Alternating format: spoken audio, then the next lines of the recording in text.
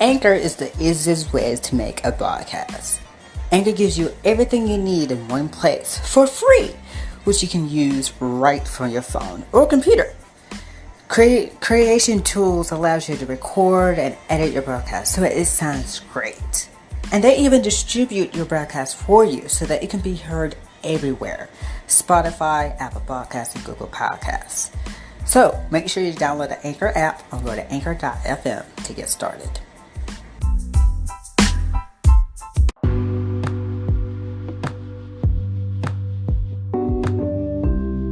Hello everyone, and here are your FET news. Join Andrew every Thursday on our podcast for his show, Let's Fret About Education, where he discusses his own opinions about the topics on Future Educators Talk and what's happening around the world. Join me every Friday for DAMIAN Talks Education, where I am talking about all things education. So make sure you follow on social media and subscribe on YouTube. Join KJ for virtual Bible study every Thursday at 7:30 p.m. on the Relentless LUCHU YouTube channel, and make sure you subscribe. New episodes of Future Educators Talk drops every Thursdays, so follow and subscribe wherever you listen to your favorite podcast at. Follow Future Educators Talk on social media: Facebook, Future Educators Talk; Instagram, Future Educators Talk; Twitter, FEDU Talk; and follow your hosts on social media as well. Andrew Frett, Instagram, it's Andrew Frett; Twitter, Darren_Frett; Damian Anderson, Instagram, Damian Anderson; Twitter, _Damian Anderson; KJ Johnson II, Instagram and Twitter, KJ Johnson II; and Coach Darnell Jerome, Instagram at Coach_DJ12, and Twitter at Coach Darnell J. So follow your hosts. Subscribe to our YouTube channel, Future Educators Talk, and hit the notification bell so you never miss an episode of our video version episodes. Also, you can now listen to past episodes of our show on our YouTube channel and everywhere on podcast platform. Welcome to Future Educators Talk with your hosts, Andrew Frett, Damian Anderson, KJ Johnson II, and Coach Darnell Jerome. Now, let's talk education because FET starts now. Hello, everyone. Welcome back to a brand new episode of Future Educators Talk. I am your host, Andrew Frett.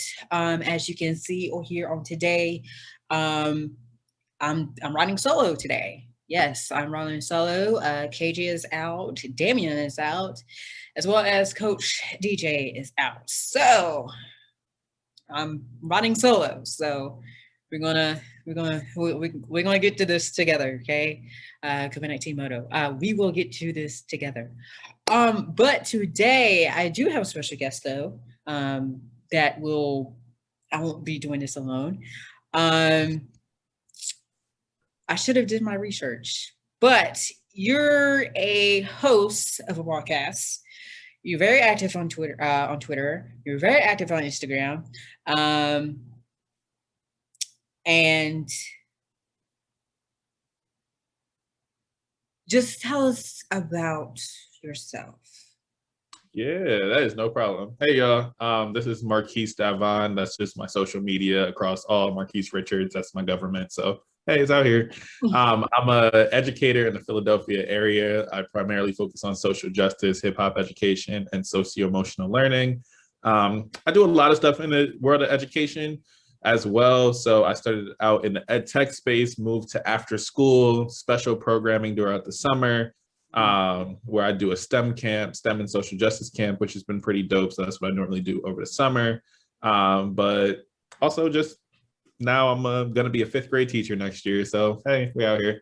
But also, yeah, it's going to be the youngest grade I've ever taught. So that's going to be a very interesting space. Outside of education, I'm also a podcaster. So I am the host of the DearRDG podcast, stylized as DearRDG, and also the host of the Rational Anger podcast, which is a podcast that aims to bridge academia and hood. So we just want to make information a lot more accessible to the people that we want to service and the people that are of our community as well. So activist, podcaster, educator, content creator. Busy man, I see, and a teacher up and coming.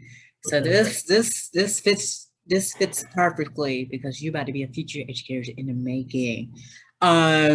Speaking of all that workload on your busy schedule, which will shift into our main topic for today, which is mental health, how it can be overpowering, how it could be really take a toll on people. So I want to get with your busy schedule, how do you find time to kind of like spend time by yourself? Yeah. I was an extrovert. Still am an extrovert, but the pandemic may have like shifted me into like that weird in-between space. But for me, like I make intentional breaks inside of my schedule all the time. So whether that's like a 15-minute here or even like at the start of my day, I stretch and breathe for 10 minutes. I drink my coffee and then listen to a podcast and catch up on the news in the morning. But then I also do affirmations. So I try to do like 30 minutes of like intentional me time there. And sometimes that might just be a walk down the block, or maybe I'll do like a mile or whatever to do that. But it helps me kind of like prepare for my day and just kind of set intention for it. So that's definitely one way. But then also like, I am just very much so becoming very close with my Google Calendar now. Like if it's not on a calendar, I will not remember. I'm going to be honest. So that's exactly what that's been. But I've always been like that since high school and college. Like I always had like a very busy schedule and I just had to fit sleep in between and then do it all over again. And then in college, I got a little better with it because I was just like, cool, now I need intentional breaks because do not bother me. But I tell people, set your boundaries, understand how you work and what you specifically need, and then accommodate as best as possible for that. Yes, definitely. Because you don't want to overwork yourself and then feel burned out, feel like, oh, you got to do everything all at once. So definitely, especially with my busy schedule, because work, substituting, got to find time to, I have to find a time where I got to relax, enjoy my me time, because even during my days off, I always got to record broadcasts, make sure episodes goes out, make sure everything fits perfectly before I have my me time, because if something goes wrong, then I have to go back and fix it. So always find time. So my question to you is, once you become a teacher and with the broadcasting and with the summer camps, will you ever have time to for yourself? Yeah, most definitely. I am so serious about my me time. They will tell you. Yeah, so between all of that, I told myself like next summer, I'm definitely gonna like give myself the summer off because I was teaching virtually throughout this time. 7th grade is where I was at originally. I worked as a instructional assistant, so I was co-teaching in most of my spaces. And then next year I'll be the lead teacher, which is going to be super interesting. But yeah, no, I am so serious about like, all right, cool, this is my me time and I'm going to set this as my me time, rather than like, I'm gonna just fit this in wherever it works. No. After 4 o'clock, don't talk to me. If you're my coworker, do not talk to me. I'm gonna be honest. Like, I think a lot of people are like nervous about that, and especially like younger people. When you're new into an environment, like it's very hard to communicate boundaries. It's very hard to just do that because we're told all the time, like, yo, you have to show up this way, and if you don't show up this way, then you're not the best worker. And for me, in my mind, I said, no, that's just capitalism speaking. That's not actually how life is actually supposed to operate. And I was like, everywhere else in the world besides the United States has like a siesta or a fika time where they like legitimately take like a 2-hour break in the middle of their day for coffee and fellowship. So why aren't we doing the same thing? So why not? Why? That's the main question. Why? You know, I knew that. I knew that 2 hours ringing up customers all day, answering stupid customer questions all day. I need that 2 hours. That 30-minute break. No, that's not happening. Because 30 minutes go by quick. Okay, because you're barely getting your food in during that time. Half of that time is usually preparing your food. So my break does not start until I heat up my food and I sit down. Because once you sit down, you got like 15 minutes left of your break, and you're just like, ghetto. Why? And they taking their time making it. You know what? Let's see. You better get right into your bag. Even today, it took so long to make my food today. I had like 10 minutes, not even 10 minutes. I had like 10 to 15 minutes to eat my food, and then I had to clock back in for break. Not giving what it's supposed to give. I'm telling you that much. We need that 2 hours. That 2-hour break. That will get me mentally prepared for myself of what I'm about to get into for the next 6.5 hours left on my shift. Okay, I need that extra 2 hours. I think I've seen a whole lot of TikTok where people are saying, you know, use your PTO, use your personal time, you know. And I think that's a to be honest, that's a great idea, because at the end of the day, it's like, it's your time. Mm-hmm. So if you feel like burnout, call in. Yes, absolutely. I use PTO by the end of my first. It took me 5 months to use my first day of PTO.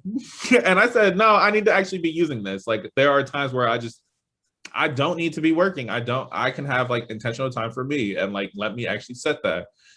So for me, yeah, I'm gonna start doing this thing where, all right, during the school year, at least once a month, I'm gonna use a PTO day and give myself a 3-day weekend, because I deserve a 3-day weekend, right? And again, your PTO is there for you to use. Like, they accounted for this time, you can use it. I had to learn, like, oh, me overworking myself actually isn't doing me justice, especially if I have to show up for my kids every single day. Yeah, I need time for me. Like, if I'm not modeling, giving myself time, how are we supposed to do the same thing with our kids? To really talk about mental health, especially because a lot of schools are becoming trauma informed. A lot of spaces are like trying to implement socio-emotional learning, or SEL. And a lot of these things require us to be very honest about, like, what do we need? But it's also sometimes hard to do because of being in the education space. It tends to be, I have to show up for my students all the time. No, I have to show up for me so I can show up for my students and their families. If I have to worry about teaching and educating the whole student, that requires me to be able to be intimate with my whole self. And if I can't do that, and if you're not promoting me to do that, ghetto, you're not doing what you need to do. So for me, like, I am so serious when I talk to my supervisors, or if I feel as if something's inequitable, they see my face before they hear my mouth. So if they know something's not right and I'm not comfortable with something, I'm very, very quick to like vocalize that. And they shouldn't get mad at you for using your PTO either. Absolutely. Oh, they know better. I will be honest. They told me on my day off saying, "Oh, we need you to come in." No. I put on request to be off on today. Do not call me. Like Please you said, do not call me after 4 o'clock. Do not call me on this day. They know, like, don't contact me after a certain time. If it is like a super emergency, you will know to call me 3 times in a row, because my phone stays on do not disturb. That part. Yes. That's it. Or text me one. Text me. before you call, text me to see what the situation. Now, if somebody call out, well, that's your problem. That's not my problem. Right. So, trying to think what else. Yeah, use your vacation time. Use it, because I know how to use. I went on vacation. Actually, this past month, went on 2 different vacations because I said to myself, literally, I went on vacation for like a week, came back to work the next week, and then left again. Mm-hmm.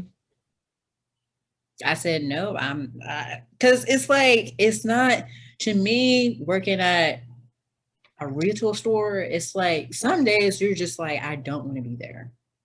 Oh, most definitely. I worked at McDonald's. There are plenty of times where I said, this is ghetto. I don't feel like being here. What's the point? So I feel for my retail workers, because especially like sometimes schedules switch up and all this other stuff. Like, we don't got time for that. Mm-hmm. Mm-hmm. Yeah. Working from 6 to 2:30 every single day, Monday, Tuesday, Wednesday, and Saturday. Nope. And then be like, oh, can you come in to because somebody called out? See, listen, I need to make money, but at the same time, you should have figured that out in the first place. Like, you knew that person was gonna call out in the first place, so why are you calling me? Because, oh, you expect me to go there first? Oh, you expect me to show up? Okay, just wait until I say no right in front of your face, okay? Because eventually I'm going to say no. And Right. do not, and I repeat, do not get mad at me for saying no.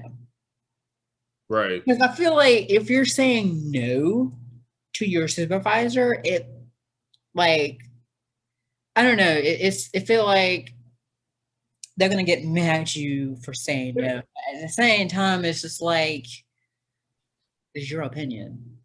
Yeah, and I think it's also like twofold. Right. Like, I think part of it is, yes, we are expected to, our idea of being a good worker means that I have to show up, my job comes first all the time. I Right. think oftentimes if we talk about Black people, like Black people, depending if we are essential workers, depending on where we're at, there's an expectation that we should be grateful. There's still like that idea that we should be grateful that we even have a job. So if we even communicate, no, I won't be able to do that, we feel bad, or we feel like that puts our job in jeopardy as well. And so if our job's in jeopardy, then we're just like, oh, well, if I say no, will they find this as a reason to fire me? Will this be, because it's a power imbalance that we're feeling ultimately. So if like these feelings are very valid, a lot of Black folks go through a lot of this stuff, and we go through that internal battle. It's a reason why we feel guilty for even utilizing our PTO. But in reality, they allocated these hours for us to be able to use and or cash in by the end of our time, whether it's the end of the school year or whatever the case may be. But for me, I really encourage like a lot of people to really start focusing a little bit more on, in order for me to be my best self, I need to ensure that I'm giving myself days and space to actually process and think about what I need and invest in myself. Because if I don't invest in myself, you're going to blink, and then next thing you know, years go by and you've either never taken a vacation that you wanted to take, or you feel like, I don't know why I'm so burnt out and can't respond to people. Your relationships go down, your personal life goes down. Like, a lot of this becomes, I need to work in order to survive, rather than let me actually be able to hone in the skill. So if you are a task-driven person, that's one thing. If your situation confines you in a different kind of way, I get it. We have to do certain things that we don't want to do. But I do hope that Black folks get into the space of like, no, I deserve time for me, and I don't have to feel guilty about making time for myself. And I felt that too. I always have that feeling too. Every time I put in my FTO, or every time I call out of work, because of that feeling, I always feel like I feel like, oh, is this like you said before, is this the reason? Like, am I going to get fired soon because of this Right. we're calling out? Or, like, it always that feeling. So yes, definitely, especially, I felt that personally, because I've used, many times that I called out, many times I've used my PTO for that. And I've been thinking on the back of my head, like, is this, like, they're going to fire me one day. Okay. So, I like how we just stirred into, trying to think any other questions. So what do you have planned? Do you have any plans once you become a fifth grade teacher? Do you have any plans? Like, do you have any clubs that you want to start up or something in that nature? Oh, most definitely. I think I'm gonna be challenged this year because I'm like, this is the youngest group I've ever like had to teach. So I'm excited to just get like my foot in and of like, all right, cool. Here's how like 9 and 10-year-olds operate versus like me working with like 14 to 18-year-olds developmentally instead. And so that was definitely like a different beast. But I think for me, like I just want to bring like my full self into the classroom. A lot of the time, like I want earth tones to be in the classroom. I want them to see honest representations of Black folks. I want to always like affirm them in this space and ensure like, yo, this space, it's for you to be curious. Like not necessarily like, yes, you can make mistakes. Like that's perfectly fine. I want you to be curious about your education. I want you to be able to ask questions, but I also want you to be able to critically think in my classroom as well. So that's definitely like a space where I'm at and how I want to curate the classroom. But also, I would love to start another after school program because that's definitely like my bread and butter because I love the informal aspect of education because you get to build relationships in a different capacity and you get to like loosen up in a way that they don't get to see you all the time in the classroom. So I would love to do like a hip hop social justice entrepreneurship kind of club. I've run one of those before. But I would love to definitely like get into it and get into the weeds of it a little bit more in terms of like what I'm personally looking for. So I would love to, and I'm working with all Black kids. So like, I'm just like, all right, bet, like, how can we really finesse this together and allow them to like engage in their brain in a different capacity, allow them to be a little bit more creative with the stuff that they do rather than always hearing the same old, same old. So yeah. It's very boring. So yeah, definitely. So so I'm a substitute teacher. Mm-hmm. Yeah, I know. What? Yeah, which is a great experience to yeah, because I want to be a teacher myself. So it's a great way to experience different grade levels in different schools to see how they operate and such. So what advice for this upcoming school year? What advice would you give to me as I'm about to prepare myself? It's kind of like the first day of school. I mean, I've subbed before last year, but this year, you know, is a different year, you know, new goals, new mindset. So what advice or what mindset or you know what I'm trying to say? Yeah. I got you. Yeah, I think especially if schools are going back in person. I know my school's going completely back in person. So I would personally just tell you to still have fun. I know a lot of people are just like, this is the year that like they've experienced like an incomplete education or they had to learn in a completely different way or learning loss was experienced. So people, I think a lot are going to try and like overcorrect and be like super, I got to get this academic in.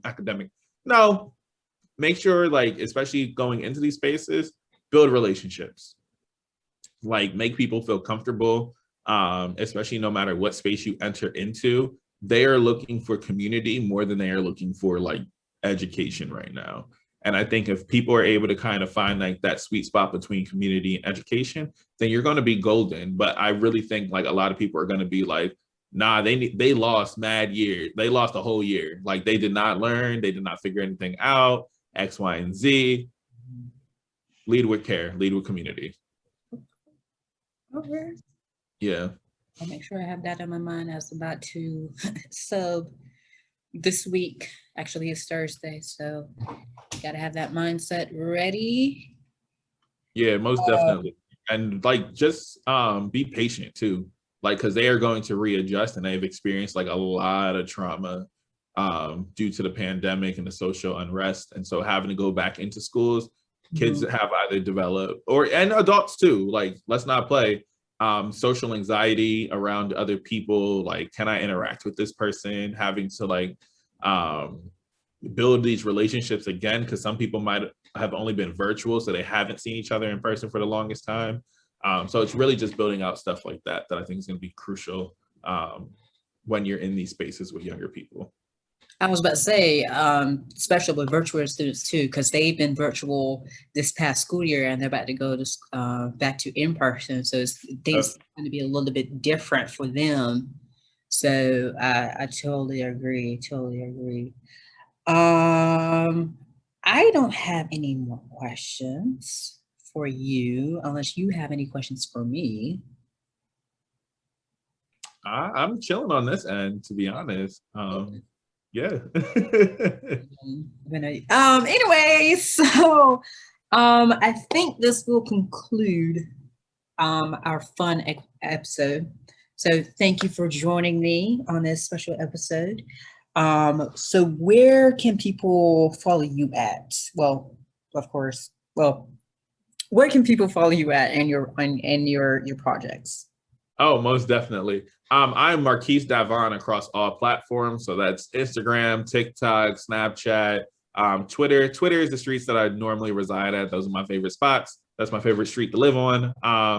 But yeah, then you can also follow any of my podcasts there. They're all going to be linked. So once again, it's the Rational Anger podcast, and also the DearRDG podcast, also known as DearRDG. So feel free to follow me at any of those spots. If you're on YouTube, you can catch my short film To the Mountain on my YouTube channel as well. So go there, and it will be, just type in Marquise Richards, and then you'll be able to find me. So once again, that's MarQuise, and then Davon is Davon. So that's all of that together. All right. So I'll make sure I'll have the links down in the description below. So again, thank you for joining me on today, and I'm looking forward to have you back soon on Future Educators Talk. Most definitely. Just let me know. Appreciate you. Yes. All right. Until you guys, we will see y'all next week for the season 5 finale of Future Educators Talk. But until then, make sure you have a wonderful day, and see y'all next week. What's going on, everybody? It's KJ here, letting you know that if you have any questions or concerns about Future Educators Talk, stories to share, feedback to make our podcast better, reactions to the topics that we discuss, jokes to tell, or you would like someone for the co-host to interview, please let us know by direct messaging us on Instagram at Future Educators Talk, emailing us at futureeducatorstalk@gmail.com, or sending in a voice message to us by going to anchor.fm/futureedtalk. Click on the message tab to where you can record your question to us.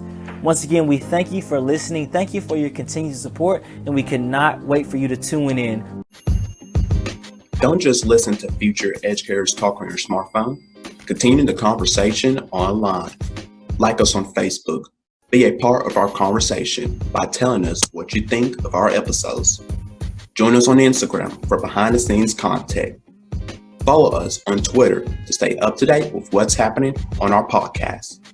Subscribe to our YouTube channel and hit the notification bell so you never miss future episodes. And beyond, it's you who keeps Future Educators Talk going.